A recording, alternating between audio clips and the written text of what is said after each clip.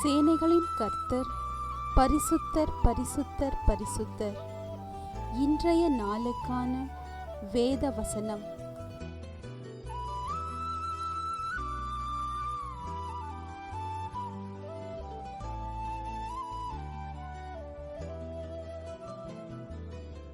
தேவரீர் எங்களுக்கு இறங்கி எங்களை ஆசீர்வதித்து உம்முடைய முகத்தை எங்கள் மேல் பிரகாசிக்க பண்ணும். சங்கீதம் 67:2.